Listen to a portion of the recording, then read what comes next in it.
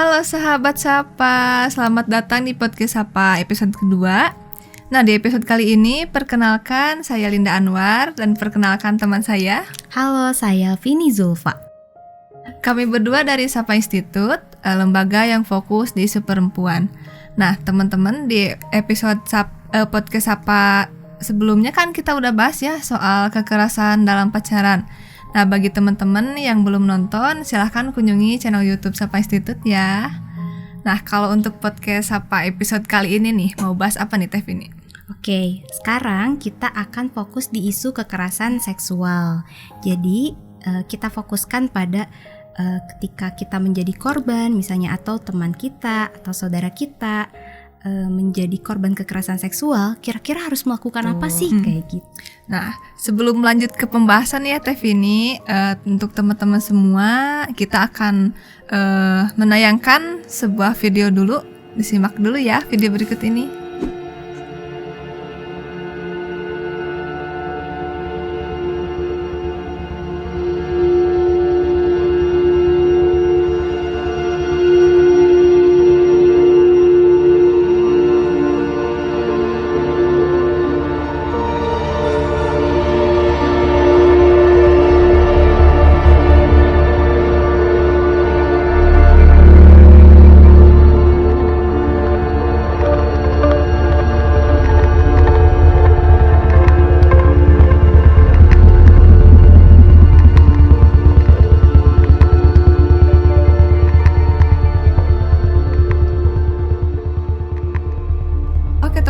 Kembali lagi ke pembahasan tadi ya. Cuplikan tadi itu adalah video data dari jumlah kasus kekerasan seksual. Duh, ngeri banget ya Teh Vini kalau dilihat dari video tadi. Betul, memprihatinkan. Sangat memprihatinkan ya. Jadi sebenarnya fenomena yang namanya kekerasan seksual itu bagaikan gunung es, Lin.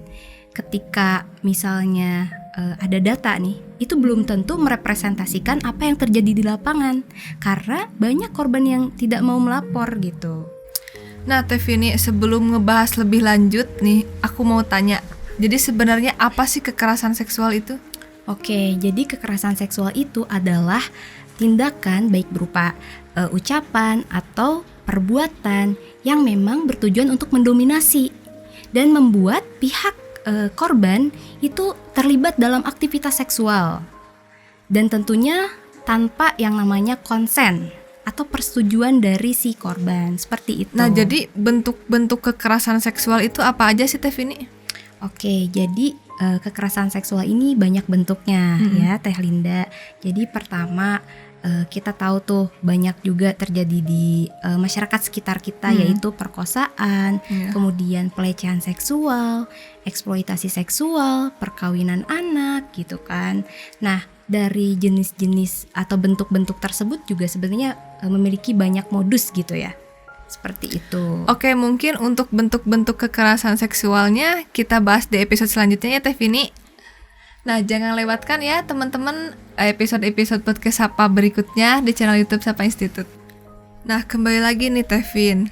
Jadi apa sih sebenarnya yang harus dilakukan kalau kita jadi korban gitu? Misalnya aku nih jadi korban kekerasan seksual, pemerkosaan, aku harus gimana nih? Misalnya kita jadi korban, yang pertama-tama harus dilakukan adalah jangan dulu mandi atau jangan dulu membersihkan anggota badan kita.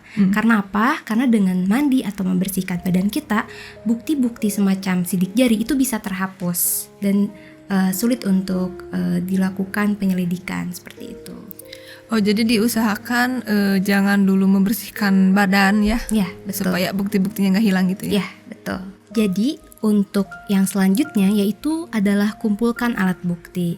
Nah, alat bukti ini bisa berfungsi untuk menguatkan korban, meskipun memang yang namanya cerita korban adalah sebagai bukti gitu ya.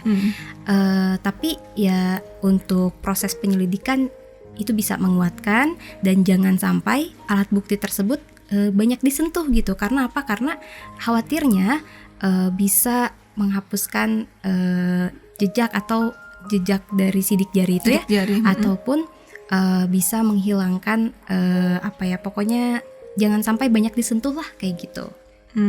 Penting banget ya untuk kumpulin semua alat bukti, misal pakaian yang kita pakai waktu kejadian, tapi jangan banyak disentuh juga ya oleh kita. Ya, betul, seperti itu. Nah, selanjutnya yaitu melaporkan pada pihak berwajib. Nah, untuk pelaporan ini kita bisa minta bantuan teman, saudara gitu ya, atau lembaga layanan untuk mendampingi kita gitu ya. Untuk mendampingi Ya, betul. Nah, nanti biasanya pihak polisi itu mengarahkan kita atau merujuk kita ke dokter atau ahli medis gitu ya, yang bisa mengecek kondisi tubuh kita, yang nantinya bisa dijadikan sebagai alat bukti. Oke, Tevini, diusahakan untuk sesegera mungkin melapor ya ke pihak berwajib atau ke polisi, karena dalam beberapa kasus tuh ada yang takut ngelapor gitu teh si korban tuh.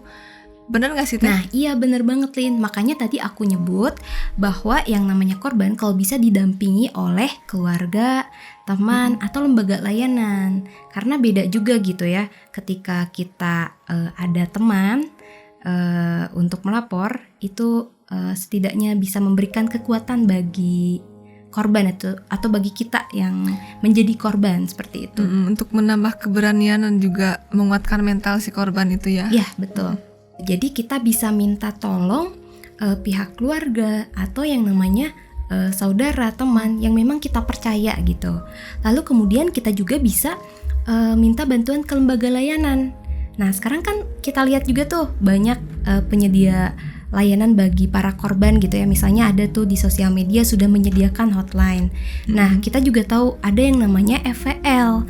Forum Pengada Layanan. Dan FVL ini memang menyediakan layanan bagi para korban gitu. Tersedia di berbagai wilayah di Indonesia. Seluruh Indonesia ada ya Teh? Ya, betul. Ya, penting sekali kasih informasi-informasi tadi ya Teh Vini, termasuk ketika korbannya itu tetangga atau keluarga kita, teman kita sendiri, kita perlu diinformasikan juga ya. Ya, jika kita melihat terus mendengar kasus kekerasan seksual seperti tadi, maka kita jangan diam. Kita coba untuk dengarkan mereka gitu ya, kita pahami mereka, kemudian kita coba memberitahu informasi-informasi yang sudah disebutkan tadi gitu ya, termasuk kita juga harus harus mendukung mereka gitu. Kita bangun support system bagi korban ini dan jangan sampai kita menyalahkan mereka. Jangan sampai menyalahkan ya Teh Vini. Karena mereka sudah punya dampak yang cukup besar gitu ya, dampak buruk yang cukup besar. Kalau misalnya disalahkan ya mereka bisa sampai lebih buruk lagi seperti itu.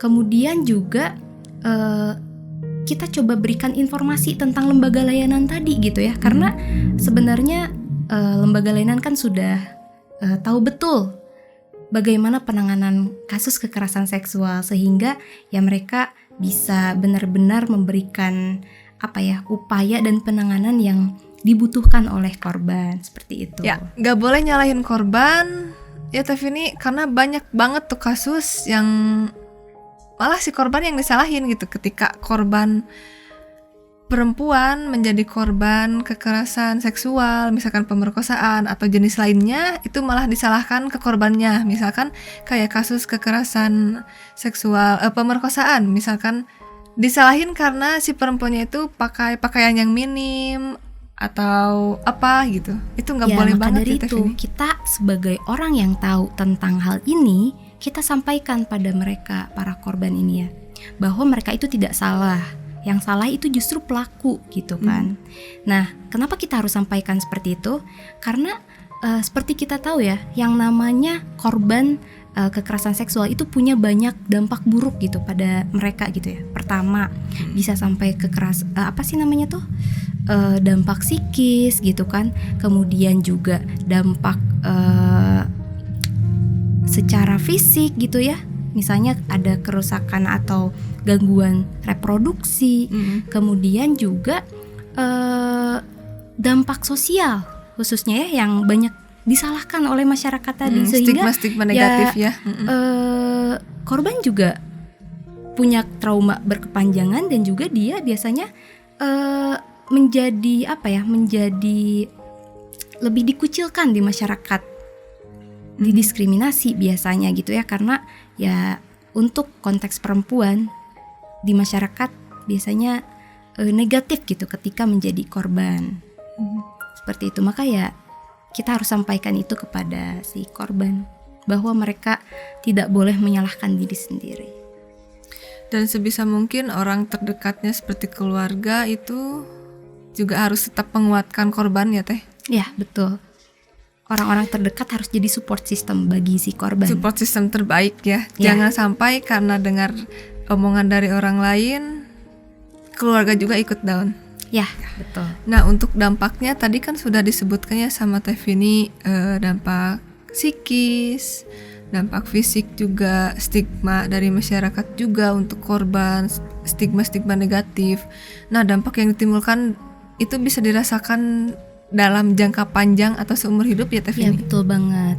Jadi dari dampak-dampak tersebut, misalnya ya, tadi ada trauma berkepanjangan. Pada beberapa kasus ada juga tuh korban yang menginginkan untuk mengakhiri hidupnya atau bunuh diri mungkin ya. Bunuh diri. Ya, seperti itu. Makanya ini satu hal yang mengerikan gitu ya. Sudah mah dia menjadi korban, terus disalahkan, lalu ketika ia merasa tidak ada dukungan, ya dia merasa benar-benar menjadi menjadi sosok yang disalahkan di dunia, sehingga ya apalagi gitu selain mengakhiri hidup. Ini kebanyakan banyak atau beberapa kasus seperti itu kasusnya. Jadi kita sebagai orang yang tahu memang harus benar-benar memperhatikan si korban gitu ya. Jangan sampai kita turut serta dalam membuat down mentalnya si korban ini. Emang berat banget ya Teh Vini ketika korban akhirnya tidak mendapatkan dukungan penuh, karena mereka juga mungkin akan menyalahkan diri sendiri dan akhirnya ya ada pikiran untuk mengakhiri hidup. Emang berat banget ya Teh Iya, Vini bener dampaknya. banget Lin. Nah, terus dalam kasus kekerasan seksual ini sebenarnya bisa terjadi pada siapa saja. Ya intinya siapapun itu bisa jadi korban. Kemudian juga siapapun itu bisa menjadi pelaku. Termasuk anggota keluarga kita sendiri gitu ya. Jadi kita sering mendengar tuh ya di berita-berita misalnya banyak paman, kakek, atau siapapun itu anggota keluarga yang memang memperkosa atau melakukan tindak kekerasan seksual pada anggota keluarganya sendiri. Jadi ya kita harus berhati-hati gitu ya. Karena siapapun bisa berpotensi jadi pelaku ya Teh. Iya, betul. Nah, kemudian juga memang yang namanya korban ini biasanya mengalami tonic immobility. Nah, apa itu tonic immobility?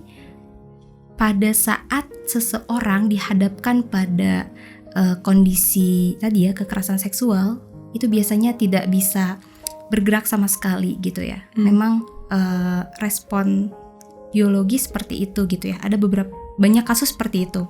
Nah, kita memang sebagai korban bisa saja mengalami seperti itu. Tapi untuk pencegahan, baiknya kita juga bisa atau mengenal setidaknya ya, mengenal yang namanya ilmu bela diri gitu ya. Misalnya bagaimana cara untuk melawan gitu ya. Cara untuk melawan, setidaknya kita untuk berjaga-jaga aja nih gitu. Untuk menjaga diri hanya sendiri untuk aja berjaga-jaga ya. aja gitu. Kita tahu aja dulu gitu kan, seperti itu. Nah, kemudian juga dalam rangka mendukung nih ya, selain pada korban, kita juga harus mendukung yang namanya pengesahan RUU PKS. Nah, RUU PKS ini adalah rancangan undang-undang penghapusan kekerasan seksual atau bisa disebut juga RUU TPKS. Rancangan Undang-Undang Tindak Pidana Kekerasan Seksual. Jadi di dalam RUU ini sudah termuat segala kepentingan dan kebutuhan korban, misalnya dari mulai penanganan sampai pemulihan. Berbeda dengan hukum yang ada saat ini gitu ya. Itu kan belum adanya atau belum termuat yang namanya bagaimana ini pemulihan bagi korban gitu. Yang ada hanyalah bagaimana ini pelaku kayak gitu kan. Dan itu pun tidak lengkap gitu. Kalau di RUU PKS atau RUU TPKS ini itu sudah lengkap bagi korban. Nah, mudah-mudahan RUU ini segera disahkan.